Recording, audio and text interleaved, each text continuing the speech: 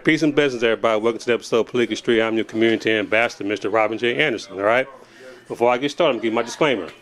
Political Street is not a political endorsing podcast. We're here for information purposes only, all right? On Political Street, I interview business owners, community leaders, and our elected officials, all right? So with that being said, on this installment, y'all, man, this is kind of a surreal moment. I got a good guy, man, that I met. Well, I knew of this gentleman when he was in city council in 2000, I think it was 2007, if I'm not mistaken. I got there in 2006. Okay, got 2006. But I was aware of you in 2007 when I started kind of being more cognizant of politics and whatnot, y'all.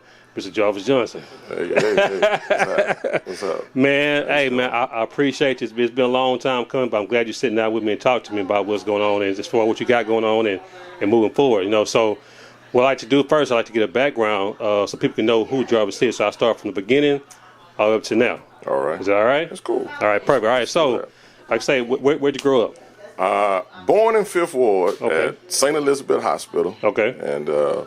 And then raised in the Fofo.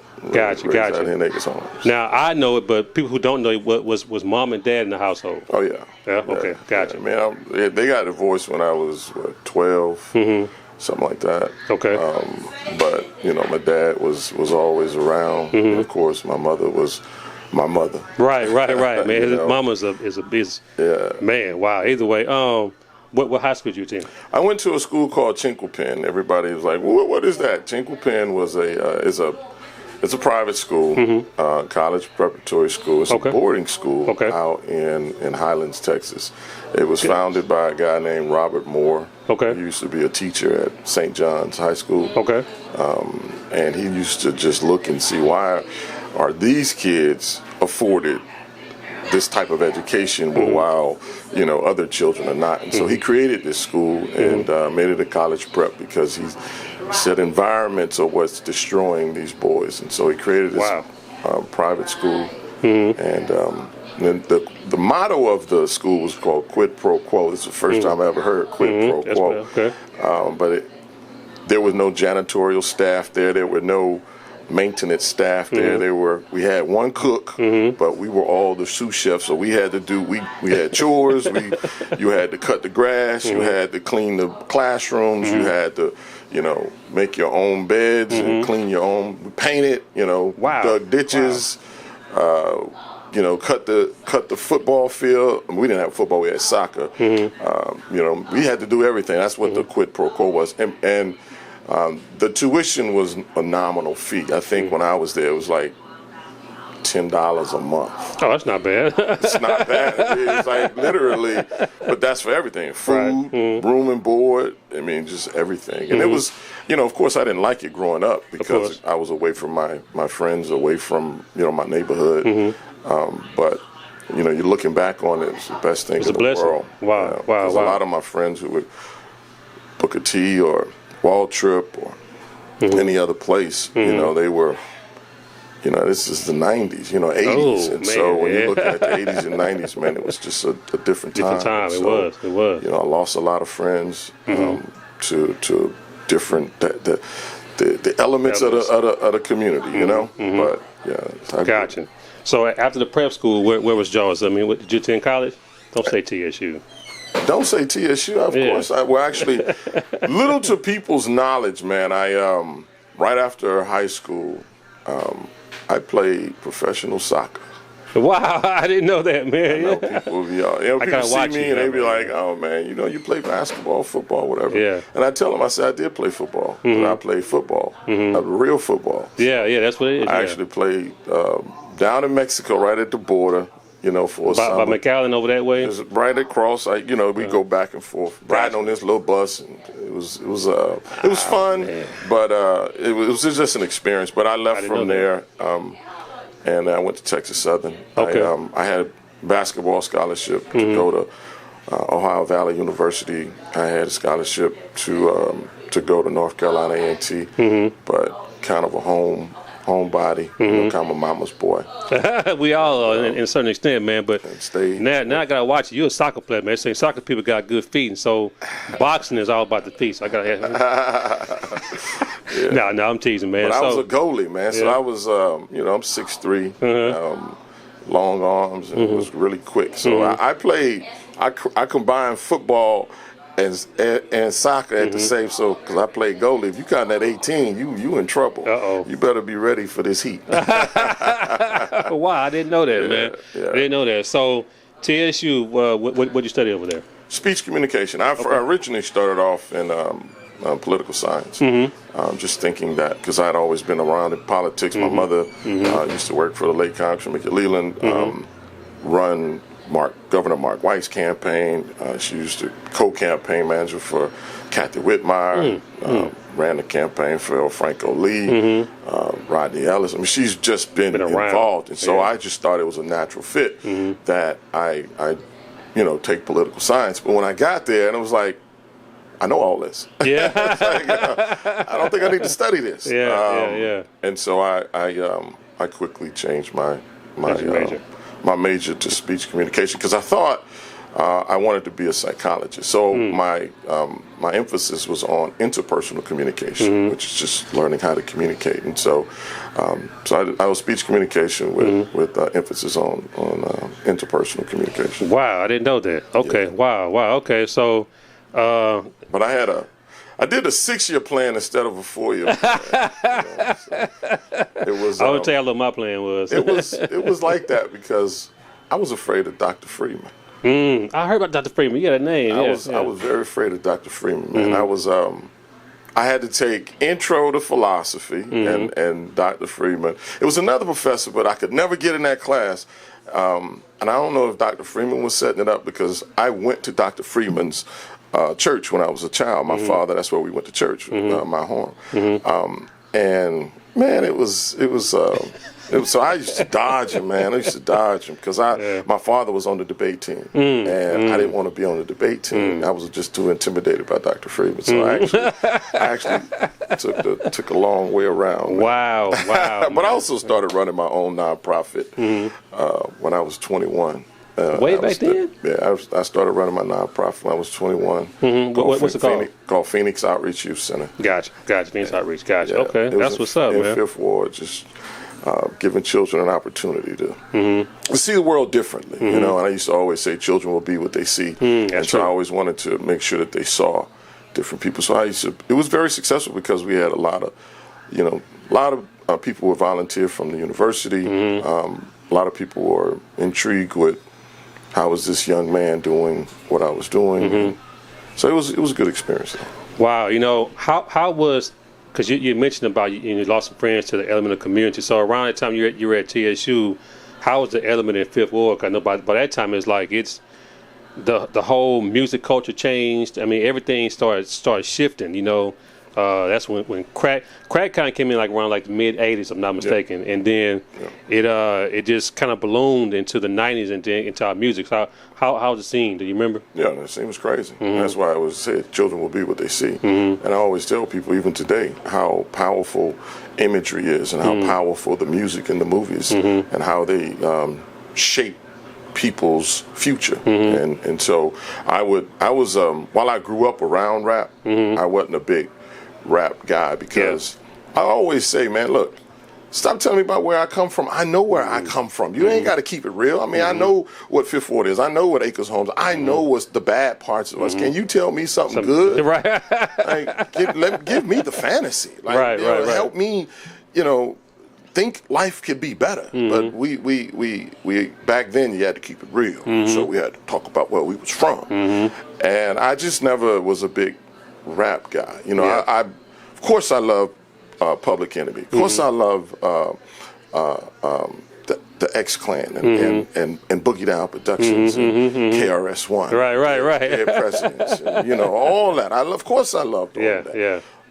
Because they were talking right. But you can see, and I would always tell everybody, you watch it. They're going to take them out. They're not going to, good point. Gangster rap came, then you had the conscious rap, and then conscious rap got killed. Gangster rap is still here. Now you got this mumble rap. Now you got this, we got to show all our money, and we got to do all that. It was all fun and games when Slick Rick was wearing all of his jewelry, and when Big Daddy Kane was just trying to be black chocolate sexy. You know, it was all fun and games. Right. But now it's like people take it too serious. You're right. So I agree. I think it continued to enhance what was already happening in our community, and it almost gave it an allure so that kids would see it, and then kids want to be it. Yeah, you're right. That's man. You know, so when did Jarvis get that bug and say, you know what, I'm going to get out here and get into politics for myself, not just from what Mom was showing me? Never. Wait a minute, man. So how'd you get in the office then, Jarvis? Real talk, real story. This is how it happened. I was running Phoenix Outreach Youth Center. The Houston Rockets had heard about this program. Okay. And I get a call one day. I'm at our building, and this lady calls and says, "Hey, I want to come out and volunteer. You can I?" I was like, "Oh, absolutely. Anytime you want, come on out." This lady comes out. She just introduces herself, really never tells me anything. I told her, look, this is what we do. And it just happened to be one of the days I was there by myself. And so I said, this is what we do. I got kids here. Here's our schedule. They come in and do their homework. From there, we're going to have some enrichment. From there, we're going to do, eat. We're going to feed them. And then from there, clean up, go home. Boom, boom, boom. Right? And so she was amazed because I had about 50 kids in the house. It's a little shotgun house. And so I had in Fifth Ward? In Fifth Ward, Gotcha, on Gregg Street. So I had in the back was I had a group, and then you had the two front rooms. I had a group, and then in the front bedroom I had another group. And so we was just, and I had the older kids helping, and boom, boom, boom. This lady was so amazing. She called me back the next day. I'm trying to go through the story quick. She called me back the next day, and she says, "Listen, I'm so impressed with you. I just want to let you know, my name's Sarah Joseph. I'm with the Houston Rockets. I really love what you do. We want to help you. How can we help?" And I was like, "Oh my God, the Houston Rockets!" And this is 94, 95, right? This is like this championship. This championship years, right? So I was like, man, oh man, we need computers, we need books, we need more different desks because these desks are falling apart. And oh my God, if y'all could please, y'all want to get us a van, because the van we had was called Buster. Yeah. Buster was the van. Buster operated on faith and fumes. Dog. Never had gas in it, and just every day it was like, is Buster gonna make it? Yeah. And Sarah was like, yeah, we're the Rockets. I think we can do a little better than that. I said, we need a new building, and she said, we're gonna do that. Wow. And so I had already purchased the property across the street. Just me, my family, my friends put in. We just buying this property because I had the vision of building a new building. So we ended up building this, bought the land, built this building. David Weekley and the Houston Rockets came together, built this building. The rumor started happening that I was going to be in office because I had worked for Michael Yarbrough. Okay, I remember Michael Yarbrough. He was in city council before you. He was in city council, and I had worked for him. And so I was working in his office because Phoenix Outreach wasn't paying me, so I needed a job. So I worked with Michael Yarbrough. And so the rumor was that I was going to be running for office. And lo and behold, fire department comes in and red tags me because we didn't have an occupancy permit. Wow. And I'm like, hey, man, do you see what I'm doing here? I mean, this is a brand new building, and I built it to look like a house because, again, children will be what they see. And I wanted to change the imagery of Fifth Ward. And so literally, it was like, look, it's out of my hands. Y'all going to have to close the program down. Wow. So I go to City Hall. I bring all the kids, parents, community people. We filled up the entire chamber. And I explained to them, right here is a hot sheet motel. Nothing but prostitution, drugs. Across the street, crack house. Over here, just a whole population of gangbangers. This is the only thing in this community in Frenchtown, in Fifth Ward, that is doing something, in this sector of Fifth Ward. And you guys want, and everybody was like, oh my God, you're doing such a wonderful job. Oh, wow. Seems like they patted me on my head. It was like, next. Who was the mayor at the time? Bill White. Yeah. And I was like, is anybody going to help me? Is anybody going to give us direction? I think at this time I'm 20-something years old. I mean, is anybody going to give us direction? is anybody going to help? Nobody would help. It's kind of like patting me on my head, said, "Oh, how great a job I was doing with the kids, how great, things that I was doing in the community," and nobody helped. And so I said, "That's not what elected officials do," because I've been around them, and so I realized that was not. And I said at that time, when the time is right, and if it's God's will. But I made a decision I was going to run, and so I ended up running. Wow, man, that's a powerful story, man. It's like it's almost like your pain turns into your purpose, almost in a sense. You know what I mean? So, wow. So, and it's so unfortunate because as I'm hearing this story, and I'm hearing the different dynamic around of Fifth Ward. It's happening in Acres Home. Now the property value is going down. Everything is starting to run down now. So it's like okay, well, it's almost you can see a narrative coming that makes sense, right? If the property value is down now, so that way when it's time to sell, it's cheap. Now we're going to gentrify this area. We're going to clean up for you guys now and then. So how do we stop that, man? When I first got on city council, I saw this happening. I saw it coming. Like you can, and I saw how the developers were just plopping up land.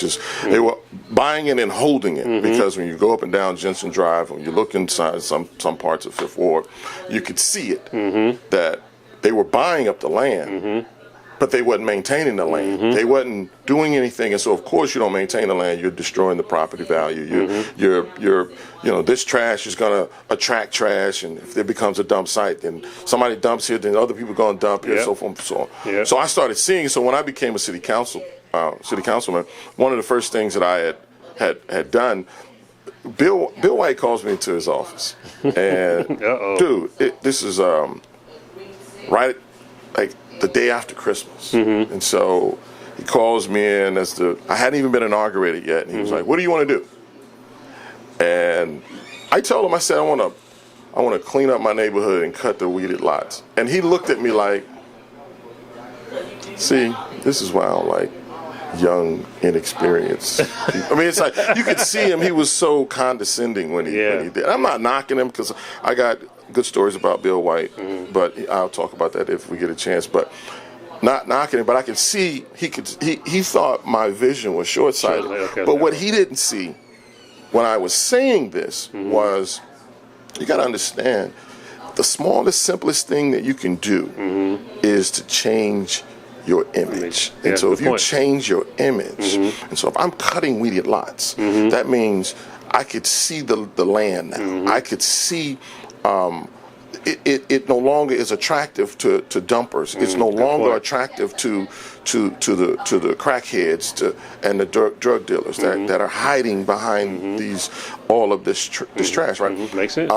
And then I found out, prior to becoming a council member, that the city of Houston spent $5 million annually cutting weeded lots. And so my thing was, that's the easiest thing in the world, that you can cut grass. And so I set out to make sure that let the neighborhoods cut their own grass, and then we pay them.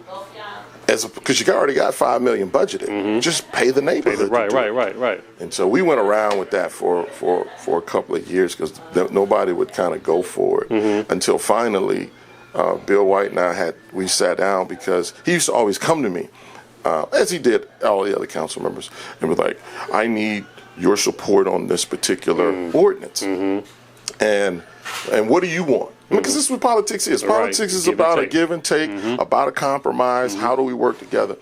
And I learned along the way, I gave you a tangible, and you gave me a promise. Nah, that ain't gonna work for me no more. You done that to me a couple of times. I've seen this already. I keep giving you my tangible, and you give me a promise down the line. So I was like, no more. I don't want no more promises. I want a tangible. So here's my tangible. I'm gonna relent. I'll yield on this vote. Because there ain't no sweat off my back. This is District C. You know what I'm saying? This is District C. It got nothing to do with District B. But I'm going to need. And so I explained to him, I said, this is what we're going to need. And so we compromise and we work back and forth to where we allowed the contractor, so they didn't get rid of all the contractors. They allowed the contractor to do the first cut, and then the super neighborhood could do all the other cuts. Gotcha. And so you pay the contractor his first little piece, which he cuts the big stuff, like and they cut it right. And so therefore the super neighborhood can then, you remember how you can go to the Keep Houston Beautiful, and you can borrow their lawnmowers, so then you didn't need a tractor, you just needed lawnmowers. Lawnmowers, right, I remember. So that's how that program came about. And so I looked at it and I said, this is an opportunity for two things, twofold. Number one, super neighborhoods can keep their own neighborhoods clean. They can make money. But number two, they can hire the kids. So my problem was always, of course, I'm all about the children. How do we engage them? How do you keep them busy? How do you create job opportunities for them? Because we don't have grocery stores, corner stores, movie theaters, entertainment industries. We don't have those types of businesses in our community anymore. Right. Everybody else owns the businesses, and so the Indians own the business, the Asians own the business. Everybody else, the Pakistanis, they're hiring their people. They're not hiring our people. They'll hire the local drug crackhead or the alcoholic. He'll give them beer to sweep the sidewalks. Yeah, you're right. But our kids need meaningful employment. So I agree. Without having to go way out to the malls or go someplace else. So that was the opportunity. So it was twofold. Make money so that way you can use that money to then go after bad actors, because oftentimes that's the only way super neighborhood, because we, through deed restrictions or being able to file suit against somebody for being a bad neighbor. So you said two things I want to circle back on. So you mentioned about the city budget. But so what exactly are the city councilperson's duties? There are a lot of different duties. Number one, it's like any other elected official. Pass ordinances that are going to be beneficial to your community and bring resources to your community. Okay. For me, I understood what the CIP was. Capital Improvement Program. I understood what that was. District B never had good CIP. You know why? Let's go back, because you got to know history. So you got McGowan when prior to single member districts. Okay. It was just everybody was everybody. Okay. Then we created single member districts. McGowan put in his CIP. He was and CIP is a 6-year living document, right? You're not going to see it happen overnight. Right. Okay. It's going to take time. You said that. Okay. So because you put in, you say, okay, this is what I want to see. I want to see these roads done. I want to see this done. I want to see this park, these libraries. I want to see this, and that. So they go in, and McGowan put in for all of his, and then behind that, Yarborough runs for city council right after McGowan when they put in term limits. So Yarborough beats Jewel McGowan, and then so Yarborough then changes all of the CIP, because they come in and say, council member, you have the right to do. And so he's like, I want this, I don't want to do this, and they want to do that. And he was like, well, what about the things that are already there? No, just move them over here. We're going to do it that way. They don't tell you kind of what's happening, right? Right. So then Carol Galloway runs behind Yarborough and beats Richard Johnson, who was Yarborough's chief of staff. Yeah, I remember Richard Johnson. Yeah.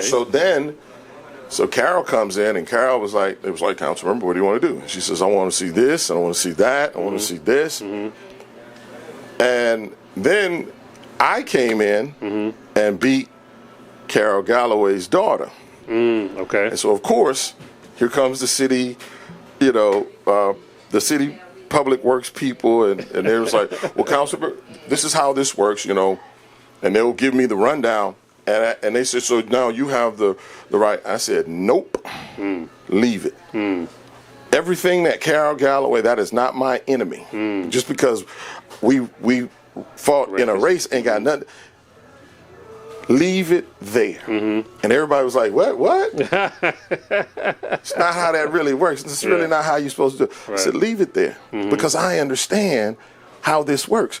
Every time a new council member came on, they kicked the other council members stuff out prior to them, and it started all over. Again. And that's why you never saw improvement in District B, because everybody kept starting over.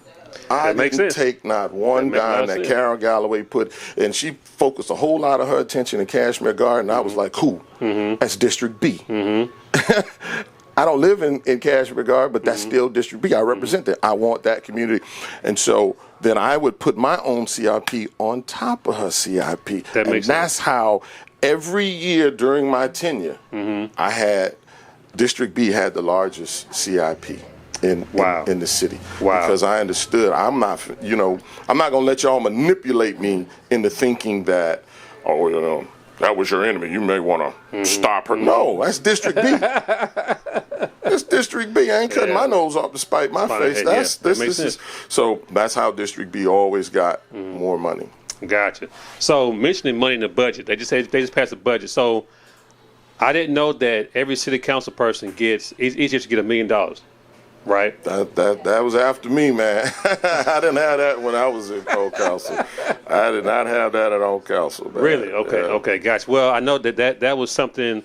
I don't know if it was Anise Parker or who was before Anise? Was it Bill White? Bill White. I don't know when it came about, but they said they get $1 million. But then I think when Turner got in there, he took off $250 from each council person, and so now they only had $750 to work with or whatnot. So. Where does that? So I'm still trying to figure out. Like, okay, they say this money goes towards your district. Yeah. Is that to fund the police? Is it to fund the people that work in your district? Like, what does that money allow it for? Again, that was after me. Okay, gotcha. And so I didn't know kind of what the rules were behind that, but from what I'm told and what I understand, it was for ready-made projects, right? Okay, so if there was something in the community that just needed support, if a park was doing, you wanted to do a grand opening of a park, but they didn't have money for it. Or if you wanted to do, several things like beautification projects. Okay, I got you. I'm with you. If you buy cameras for illegal dumping or whatever, you could do that, and they just gave you that money right away, as opposed to having to put it in the CIP and wait 6 years. Wow, yeah. Wow. So after City Council, Jarvis Johnson, you sat back and you still engaged in the community. You had a business out here, A&B's. Yeah. Man, you probably don't remember this. Well, you probably do, because I was delivering some product to a customer, and in their parking lot. Let's have a look to the right, and you were outside talking to somebody. I said, man, that's Jarvis Johnson. So I go over there and we talked for about dang near 3 hours, man. Right, he was at the front counter checking people out, man. And so, but the part of the conversation that still I remember was you said that there were some elected officials aren't really training up the kids, the people behind them, to pass the torch and run on and whatnot, like a Mickey Leland was doing and different things like that, man. So. And I think now we're seeing the remnants of it. You was right. You know what I mean? And so, what is Jarvis? Well, no, I'm gonna do like this. So you actually ran for District 139. Well, there's a gap in there. So when I left City Council, I wanted to build a business, because everybody, during that time, this is what 2010, 2011. Yeah. So it's like, I want a business in our community to show that we can have businesses.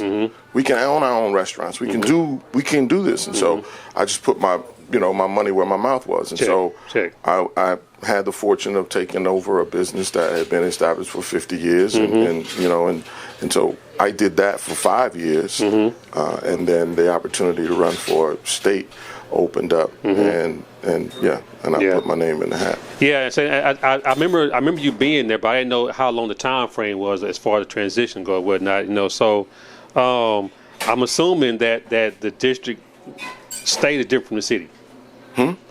Is it different as far as Oh, you said the state is different from the city. Yeah. Sorry about that. So when you got to the state seat, what was different? How was the adjustment for you as when you got in there? I mean, obviously, you go from being on a body with 11 people to being in a body with 150 people. Right. You go from a nonpartisan body to an uber partisan body. When you say uber partisan, what does that mean? I mean, you got to remember, I got into office in 2016. It's the same time as Trump. Okay, gotcha. And so it became, very, very, very, very partisan. Mm-hmm. And lines were drawn deep. Yeah. And, you had to, and a lot of times you wasn't getting anything done. Mm-hmm. I think I remember being my first year in city council, man, it was, oh my God, I got to change the world. I got to do all you got to. Mm-hmm. And so I was frazzled. Mm-hmm. I was just I needed to, even though I had very much worked in these offices mm-hmm. and very much, I just felt the pressure. Mm-hmm. But then getting to the state, realizing that you're not going to change the world overnight. Mm-hmm. But you can start laying the foundation, mm-hmm. and you can start. And so I wasn't frazzled. I didn't let things rattle me. Mm-hmm. I just sat back and I watched. Right, gotcha. And I built my relationships because I did understand on city council there were always going to be Republicans and Democrats. Mm-hmm. You just got to be able to speak the language mm-hmm. of how you guys can meet, on common ground. Mm-hmm. And so that for me was an advantage because being an elected official, having, the lingo, being able to speak, the language, mm-hmm. but not only the constituents, but your colleagues, right. just really helped. And right. So, man, but how did you navigate that? Because, and not that it's about color, but it is. So you have, I think it was you, that was Yolanda, Ron Reynolds, that person out of Dallas, I forget their name. It wasn't. When I'm talking in the state. Yeah. Well, Jolanda came on a little later on. Jolanda came on a couple of. Jolanda just got on last session, the session before last. Yeah, I think so. I think you're right. Yeah. So, but I'm assuming it's difficult to get things put on the floor to even get passed because of the hands that got to go through. Well, yeah, but again, oftentimes. You got to understand that there are some common ground that we can meet on. Gotcha. And man, I listen to Fox News probably more than I need to, more than the average person, and I do it for three different reasons. Mm-hmm. Number one, if that's going to be your competitor, mm-hmm. you better know how they speak. You got to know how they think. You got to know. Number two.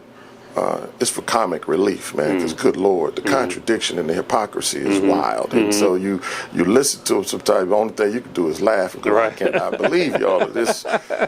Good Lord. Yeah. Are y'all puppets for real? And then number three is just to get mad, because you see what they're doing. Yeah. And you see how they're trying to tear down communities. But you still find common ground. Mm-hmm. And I realized that the commonality is not about the color. Mm-hmm. It's not about the race. Okay. But it's about the dollar. Mm-hmm. And if you want to start figuring where we can be, so my first session, I only focused on what I thought was most important to my community, and that was creating jobs for my young people, creating jobs and opportunity for the people. Makes sense. And so I focused on vocational ed. Mm-hmm. And I wrote a lot of bills to bring vocational ed back to our schools. Gotcha. And my argument to my Republican colleagues were, the statistics are here. Mm-hmm. We have more jobs available than we have skilled laborers. Wow. And if we have more jobs than skilled laborers, that means that the laborers, and I got to speak that language. Yeah. The laborers have the power. Mm-hmm. That's going to make you, business owner, have to pay more. Because they know, ain't enough for me. Right. You're going to have to pay me. Right. So the idea was, and again, you got to know how to speak the language and use their energy against you. And I'm going to give you a story in a minute. But that's how I got into making sure. But I saw the opportunity for my kids, my community, to have an opportunity that oftentimes was not available to them. Where it was back in the day, no longer. I would go to every graduation, shake every kid's hand, and every time I shake a kid's hand, I said, so what you gonna do next? And the kids would go, yeah. I mean, less than 15% would go, I'm going to college. And then the rest would be, I'm going to the military. But it was still 15% of the 100. So that 85% were not didn't know what they were doing. Wow. So I felt it's necessary that we create an opportunity of hope early in these kids, because that's the one ingredient that everybody needs in order to be successful. It's just hope. And our kids don't have a lot of hope. Right. They just see despair, and they're like, I don't even know if I'm going to make it. Yeah. But if you're giving this kid an opportunity to say, here is what you potentially can do.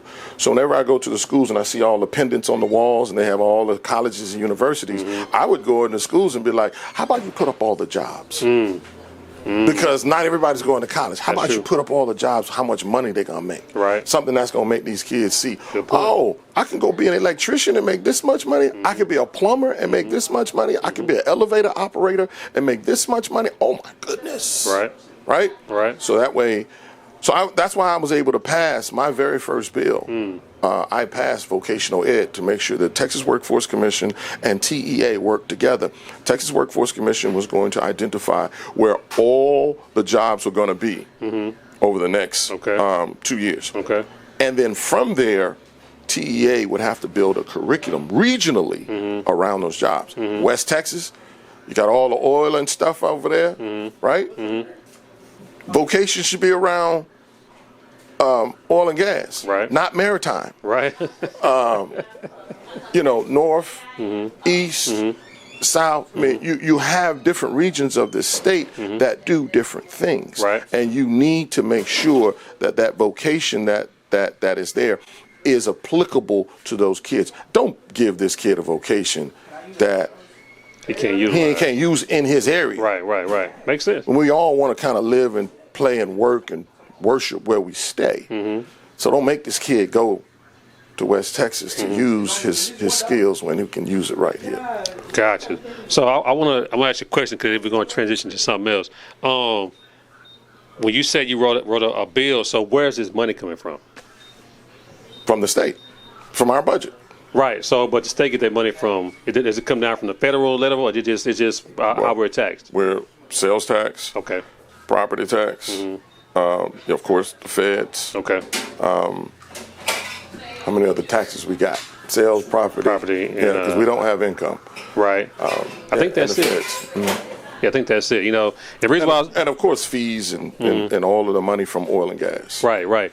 Reason why I was asking was because right now this district, the Congressional District 18, there's nobody in there, and there's things coming up to where we don't have a person that's representing us to say, okay, hey, this is what we need, X, Y, and Z. Right.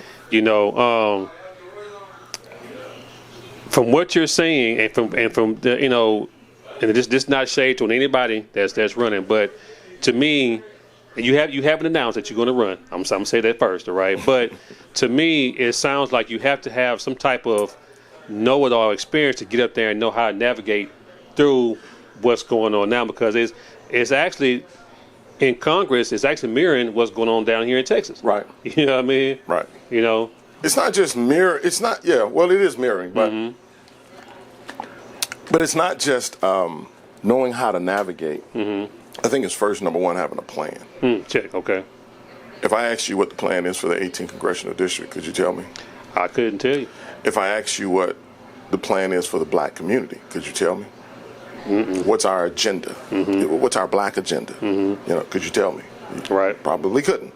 So number one, it starts with a plan. And one of the things that I say over and over and over again, and one of the things that I have been trying to hear from all of the candidates that are running, and yes, thank you for saying I have not announced. I will say to those that continue to ask, being humble is one of the hardest things that a leader and a politician or a business owner or somebody who has power, being humble is one of the hardest things in the world to do. I agree. And I have chosen the path of being humble, as opposed to me just arbitrarily throwing my name into the hat and then telling the community, you need me, vote for me. I choose to do that different now, because I guess I'm the OG of this of politics. Yeah, you're the OG now, man. I choose to go to the community and say, what is it that you want? Because I may not be what the community wants.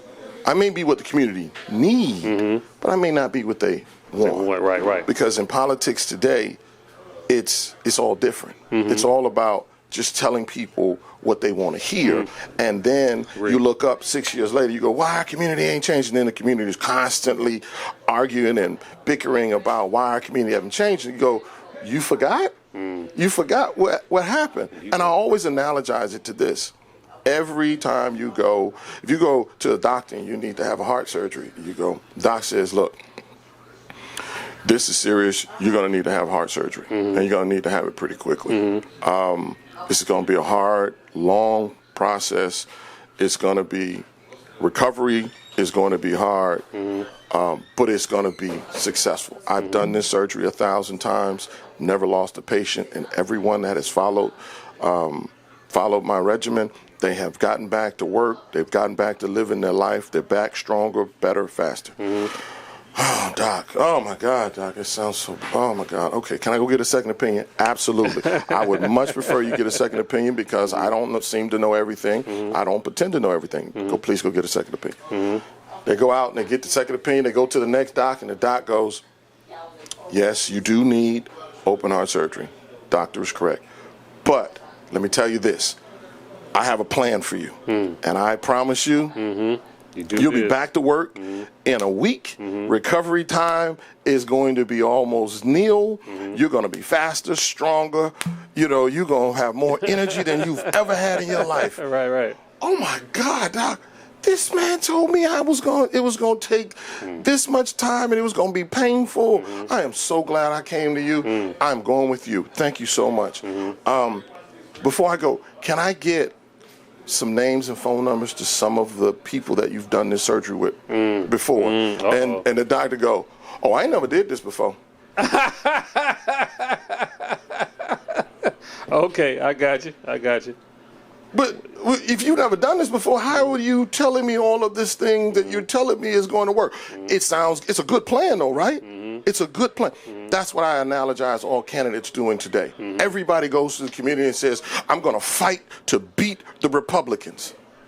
Really? You're going to stop the Republicans from doing what? Right. Good point. You're going to protect voting rights? You're going to protect Medicaid, Medicare? You're going to protect Social Security? You're going to protect food program? You're going to protect women's reproductive rights? So everybody who I've seen run, every last one of them are saying, I'm fighting, I'm going to fight, and I'm going to beat back the Republicans. In this partisan age that we live in, you're not going to beat back anything. That's true.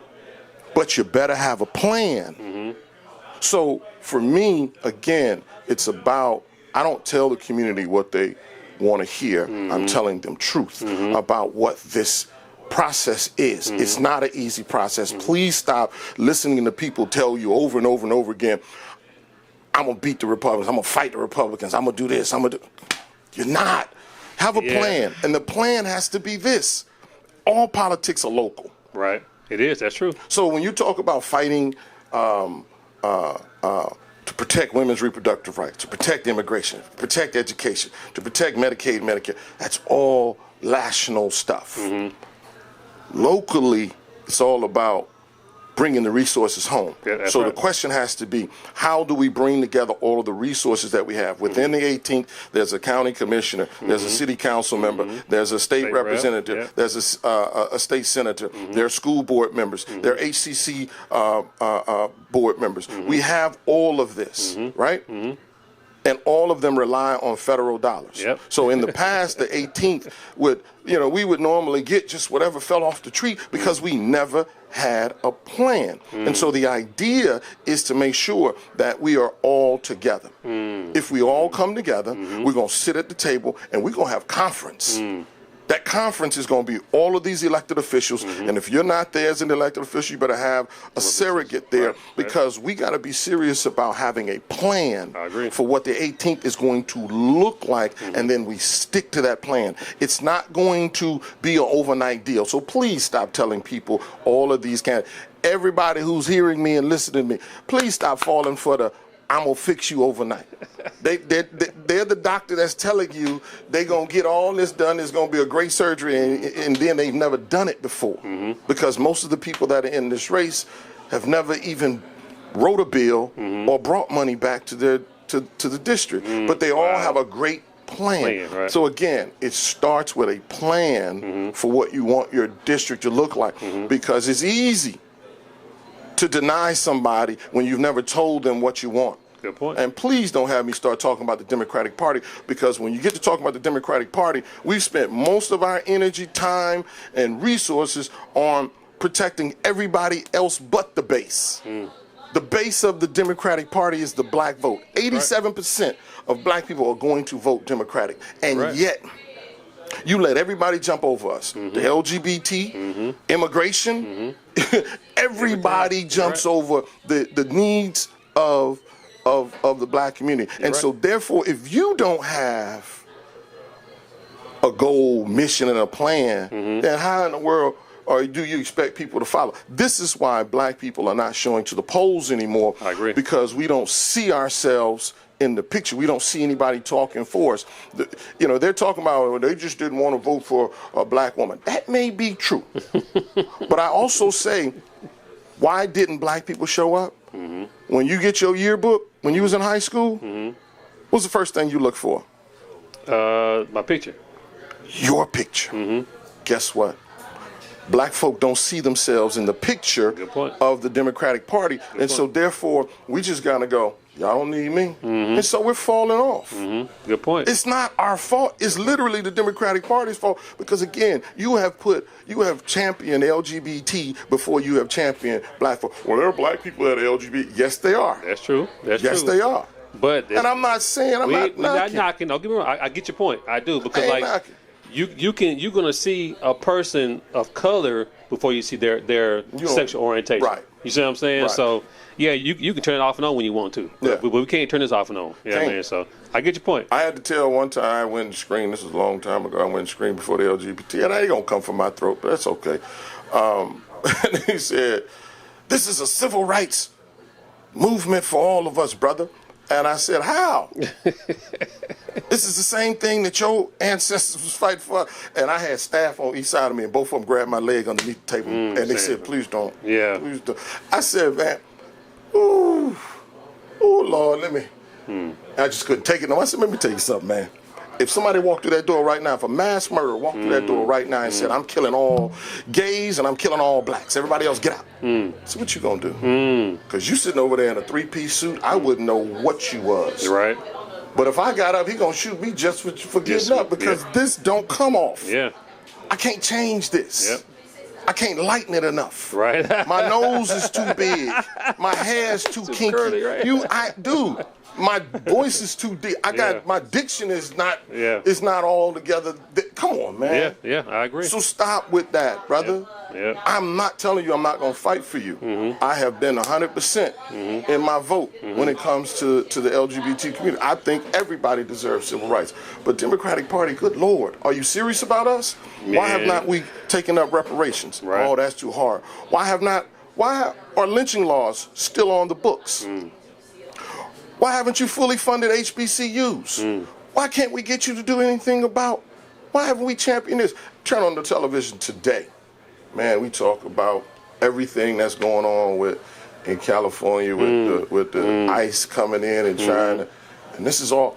They keep us on the run. They keep us on the ropes, and yet we don't fight for nothing. We just simply defend. And so my ideal is you got to have a plan to be offensive and stop being defensive. I agree. And all we keep doing, but you can't be offensive if you ain't got no game plan. That's true. That's true. You know, it's funny you said that, because, you know, when I ran, I was running for District 139, but because of, I'm gonna say this another way. So to me, I've seen the lackluster of the attention in our community from the Democratic Party. Now, I sure wasn't going to go Republican, so I ran as an independent. You know what I mean? And so, but of course, they making that harder to get on the ballot, as opposed to, because okay, you ain't got to pay money, but you got to get these signatures. Yeah. Okay, but if you get these signatures, you got to wait till the primaries over with. If it go to a runoff, you still got to wait, and then so the signatures you get, it got to be from people who didn't vote in either one of the processes of voting, and or it's got to be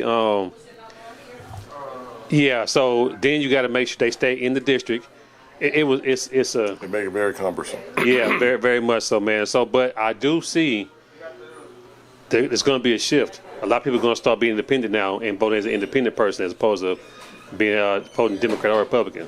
So that's already happening right now. If you go look at the statistics, 29% of the population is Republican, 29% of the population is Democrat.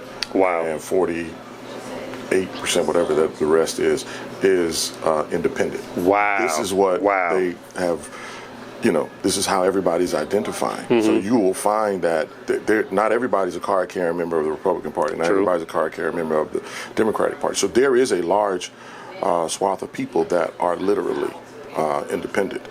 Unfortunately, those independent people lean more to the Republican side, and I think that is because of the media.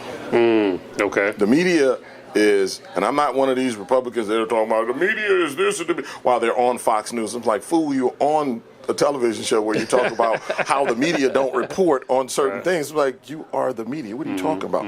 But when you look at the reason why Donald Trump, 34 felon, convicted felon, rapist, 7 multiple bankruptcies, known rapist, just a horrible individual. 3 baby mamas, 5 kids. Right. You know what I'm saying? Yeah. He couldn't. Boy, if he was black, they would. 3 baby mamas. Yeah. But anyway, But again, like I said, I listen to Fox a lot. If you turn on Fox, there's not one bad thing that is said about Donald Trump. Not one. They always saying great things about Donald Trump. And then you turn over on CNN, and of course on Fox, everybody on the Democratic side are anti-Christ. They're anti-American, not patriotic. They are the worst scum of the earth. They're trying to take away your country. They're trying to take away your freedom and your liberties. When you turn over on CNN and MSNBC, and they're trying to be balanced. So on this side, you're not hearing the vitriol that Fox is putting out, and so you're kind of looking at it balanced. And I recall this, and this is where the light came on for me. This media is important. This is going to stop us from winning any race, especially in 28. Within a year. Within 6 months of Joe Biden being the nominee and winning the presidency, within 6 months, everybody on the Democratic side were literally saying this man was too old. I was like, you just nominated him. Right. But Fox News and Donald Trump started calling him Sleepy Joe. CNN would take that and go run over to the Democratic side and say, such and such says that Joe Biden is too old. Planting the seed. They keep planting these small seeds, and then that started going. And you know how rumor mills go. You know how social media works, and so then all of the memes about Joe Biden started coming out, and they started filtering in people's, and so even we, and so it always bothered me when I'm sitting here going, how in the world did Joe Biden have worse approval numbers than Donald Trump? This man just brought us through COVID. This man just rebounded our economy. He brought sensibility back to the presidency. And his numbers are lower than that of a convicted felon, rapist, bankrupt, 3 baby mamas. What? Wow. How? Wow. Even today, Donald Trump's approval numbers at 41%. Democrats' approval numbers at 28%. How is that possible? Wow. I mean, it's like you said, man. It's like it's because of the needs of the base population of votes is not being addressed. That's what it is. Period. Point blank. I think that when the Democratic Party does start showing some type of having a plan for us to keep us engaged, we're gonna keep getting the same thing. Let's say insanity is expecting a different outcome by doing the same thing. Right. So what we're seeing now is it's insane. It is what it is. You know what I mean? So nobody knows what the Democratic Party stands for. You've heard the old phrase: if you don't stand for something, you're gonna fall for anything. And we don't stand for anything. We're literally playing defense too much. I agree. And now it's like the Democratic Party and the voters are just thirsty for someone to give it to the Republicans. I love Jasmine. I love Jasmine Crockett. I love what she's doing. We served together at the state. She's sharp, smart, witty. She don't play. She got that swag. And so she's going to give it to him. And you see what they put her. They put her on the committee with Lauren Boebert and Marjorie Taylor Greene, two of the most ignorant, non-smart people in the world. And so, it was like taking candy from a baby because she's going to outsmart them, outwit them, out-talk them. She's a lawyer. Man. And now everybody's thirsty for that. So you remember when Michelle Obama said, when they go low, we go high. Yeah. But it's not the Democratic Party's motto is when they go low, we go lower. Let's just get in the mud with them. Yeah. And I tell them all the time, and I say, man, you know when you get into a fight with a pig, two things gonna happen. You're gonna get dirty for sure. Both of y'all gonna get muddy, but only one of y'all gonna like it. They love it.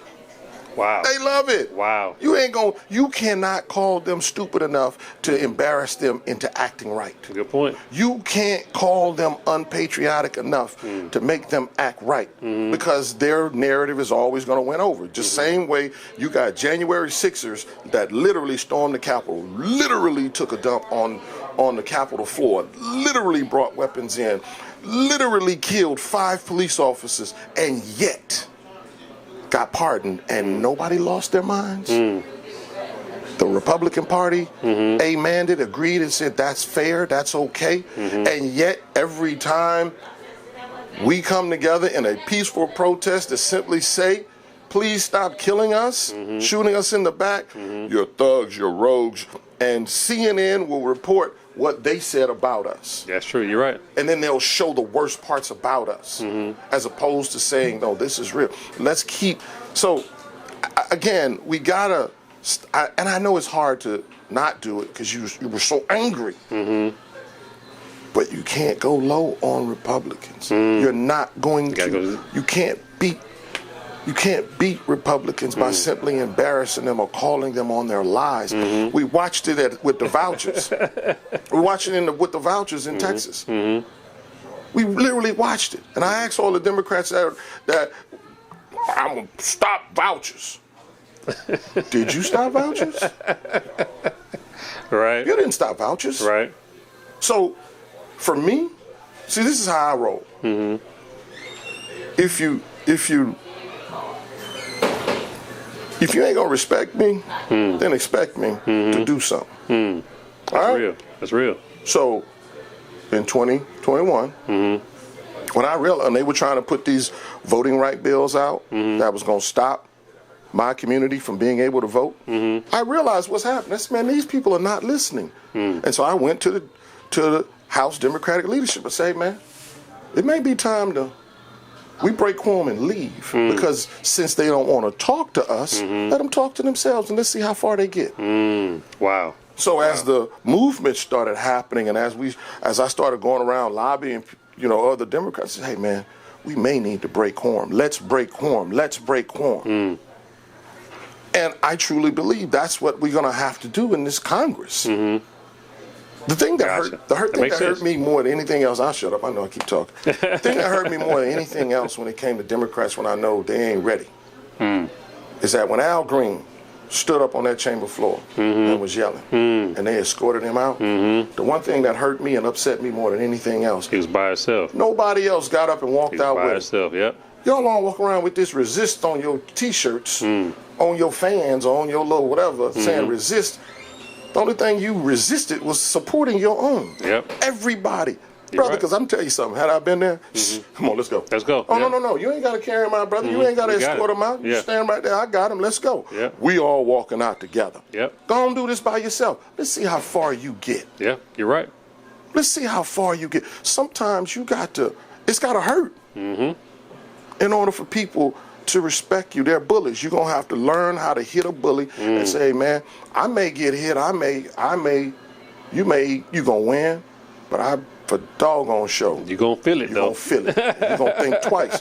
This is where the Democrats better learn to be. This is especially where black Dems better start learning to be. We better put forth a plan. And when we put forth that plan through the CBC and through our state offices, we got to put a plan together where people, it's digestible, we understand where we're going. Gotcha. Right now, we don't know where we're going.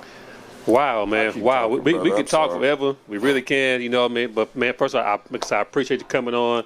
I really, when we had that meet and greet a couple of weeks ago at the Acres Home Chamber, at the Multi-Service Center, and there was a question that said, okay, well, besides politics, who are you? And so there's a few people that actually was able to answer that question. You were one of them. You know what I mean? And so I still want to get the human side of Jarvis Johnson, you know what I mean? But still, it's not. It don't come off as a pitch. Does that make sense? Man, I do. You know, so I tell people all the time, man. I don't have slogans. I just got a plan. I just got truth. Gotcha. Sometimes the truth hurts. Sometimes the truth feels good. But that's true. But I'm real about me all the time. I learn and I know how to play the game. But I also will never lose myself. Okay. Let me give you a case in point. I know we got to stop, but I got to give you this. DEI. Okay. That was a big thing in 23. Oh, my God. They brought DEI, and, boy, we're going to DEI this. And now, I understand what DEI is, diversity, equity, inclusion. I understand it does not require anybody to hire based on race, color, creed, sexual orientation. You know, none of that. Okay. That's illegal. That's what the Civil Rights Movement and the Civil Rights Act did. Right. It stopped y'all from saying you can only hire your own. Right. Okay. So when DEI came out, I was the first one to go, hey, man, I'm with y'all on this. Because they were saying if you want to get into these schools, you got to get on your own merit. Okay. I was like, man, I'm with y'all. Yeah. I agree. And, man, everybody was like, Jarvis, what you talking about? you get it. All the Republicans, Jarvis, you get it. Yeah. This is why, keep talking to your, on the Democratic side, Jarvis, what are you doing? I said, man, I understand what they're doing, but sometimes you got to use their energy against you, against them. Watch this. So, number one, I wrote a bill. My staff was like, please don't write the bill. Please don't write the bill. I wrote a bill to remove all wheelchair ramps in the state of Texas. Now, my staff told me, if you do that, people are really not going to understand. We're not going to be able to explain it. They're going to try to take it and make it bad. I wish I would have. I listened to my staff, as I always do. I wish I wouldn't have on that one. Because I wanted Governor Abbott to understand. If you want to get into that building, get in on your own merit. Why should we build you a ramp to get into this building? Good point. You should get in on your own merit. See, you don't even understand what DEI is, right? Secondly, I know their energy, and I know what they were trying to do. And so I wrote a bill, another amendment to that bill, and said everybody who gets into these universities should get in on their own merit. And I used the one rule that I know they hate more than anything else, and that's that top 10% rule. Because I was like, you know, kids coming out of schools in my district sometimes don't meet the qualifications, even though they're valedictorians, they still didn't get the 1,400 on the SAT, or they still didn't have the 3.8 whatever, right? I'm just using their energy. Jarvis, I want to sign your amendment. Man, I had about 60 of them sign my amendment. They loved it. And I said every student that gets into these universities has to get in on their own merit. It had nothing to do with legacy, because everybody was thinking I had nothing to do with legacy. It had nothing to do with any of that. And so, man, I filed the amendment, and boy, them phones started ringing, bring, bring, and everybody come running. Take me off. Take me off. Take me off. I said, what's wrong? Yeah. I thought we were in agreement with this. Right. You know why they wanted to take them off that bill? What was that? Because every student had to get into the university on their own merits. Gotcha. You know who those students I'm talking about are? Every college athlete that's out there. Wow. UT would not have had a football team of none of those kids. And this ain't just a black thing. Oh, I got you. I follow. This ain't just a black. This is anybody, man. In order to get into UT, man, you got to have a 1,400 and a 3 point something. Ain't none of they 5 stars got that. Yep. Texas A&M, Yep. U of H, Yep. Texas Tech, Yep. you name it. Those students would not have been able to get into that university based on their admissions requirements. So every Wow. football player, basketball player, track, baseball, you name it, would not have been able to play at these universities. Wow. And guess where they were going to have to go? Wow. Texas Southern, Prairie View. Yeah. You know, they can go to some of the other. They can go to Sam Houston. Sam Houston's requirements wasn't as high. You can go to some of these other Texas State. You know, maybe you can get in some. I'm not. And again, You're not knocking them, but I get your point. Yeah. Texas. Yeah. But can you imagine? TSU beating the brakes off of U of H in football, Prairie View beating the brakes off of UT, Texas A&M, right? Houston Tillerson. Yeah, are they still around? Yeah, Oh wow, that's cold blooded. No, Houston Tillerson beat the brakes off of UT, right? Because now all them athletes. And then here's the other point. See, here's the one that really. See, this is always in my head. You got to use that energy against you. See, all them billions of dollars that the NCAA pays their universities because they got a contract with CBS, NBC, and ESPN. You see that? Yep. See, now they're gonna be coming to our university because they want to come see the best out. Yep. Ain't nobody finna watch that 1950s kind of basketball that they're playing. Everybody right. come watch the. Everybody coming to see Jordan. Everybody coming to see the 5 stars. Yeah, you're right. Don't get me wrong. Y'all got a Cooper Flag out there every once in a while. But Cooper Flag couldn't get into Duke. That's true. Had, you know what I'm saying? Had the NCAA say, okay, you only need this much in order to get it. So again, you got to know how to use that energy against them. This is what makes me so unique. And because I understand how to use that energy. Makes sense. Makes a lot of sense. And I never pulled a race card. See, first time you pull a race card, they're gone. They're gone, They ain't gonna listen not another word. Yeah. I ain't finna pull no race card. Yeah. I'm just saying, this is for anybody. Because I know how many of your students cannot get into these universities. I know how many of your students got in on legacy. I ain't using legacy. Good point. I'm not using those things that I know is gonna hurt your little feelings. Yeah, 'Cause I know you're fragile. Wow, So. wow.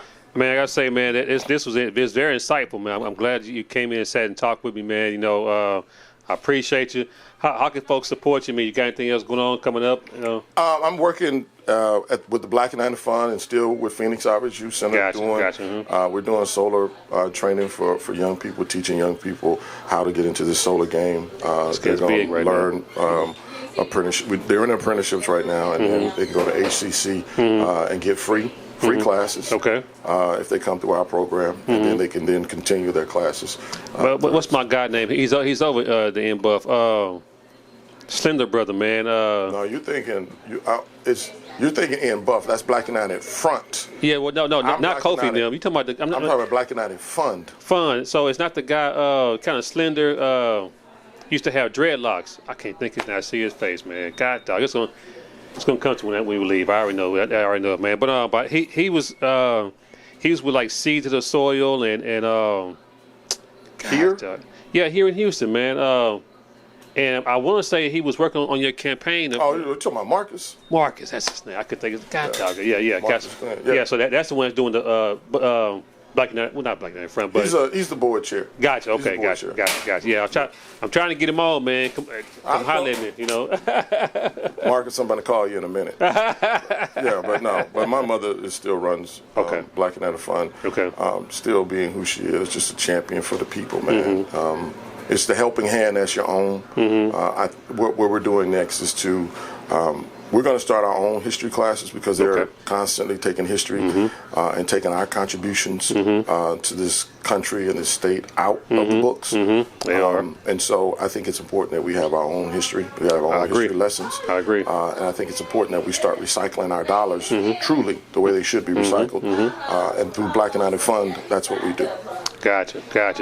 Is it any social media they can follow you on? Anything? Man, I don't even know social media. Just Google Jarvis Johnson. You right? can find me, man. I'm not that other dude, but you Google Jarvis Johnson, politician. Gotcha. But I don't even know what it is, brother. But I will tell you, brother, if it all boils down to it, to being honest and serious about the 18th, again, I want to see this community thrive and succeed. And while I'm not knocking anybody, right? I truly want you to be prepared. I truly want you to have knowledge. I truly want you to have a plan. And I'm not hearing that. I just keep hearing over and over again how people are going to fight. Good point. And how they're going to beat the Republicans. Good point. But you haven't given me a plan to tell me what you're going to do for the 18th.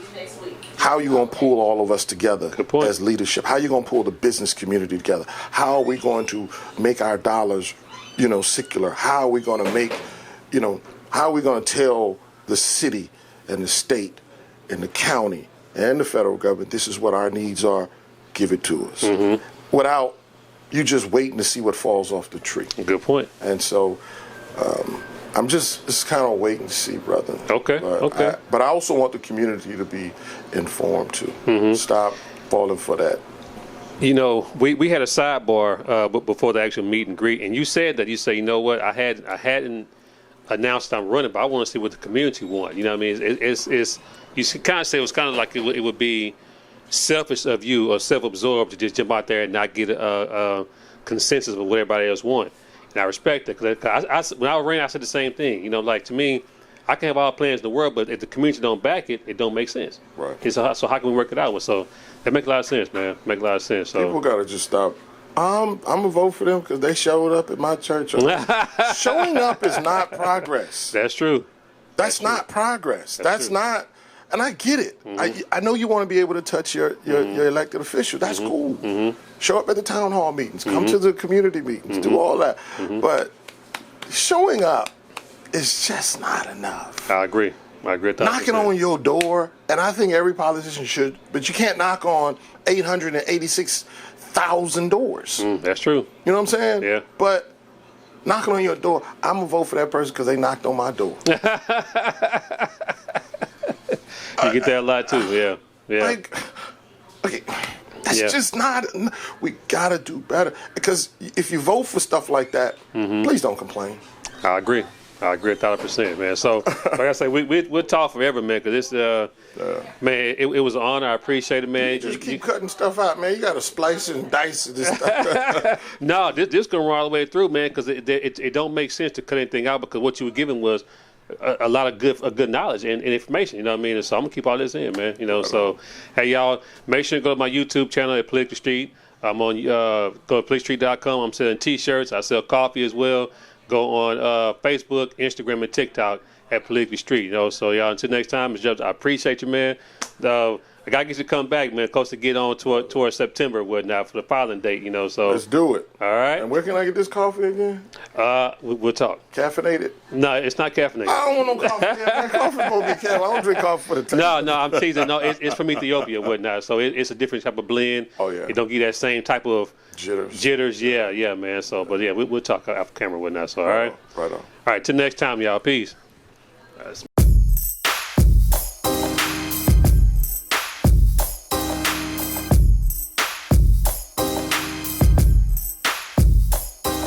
Want to give a shout out to Politically Street, man. That's one of the coldest names you can have. Because we out here in these streets, but these politics is trickling down, so it's all intertwined, man. So we got to figure out how to work it the way we work. So shout out to Politically Street.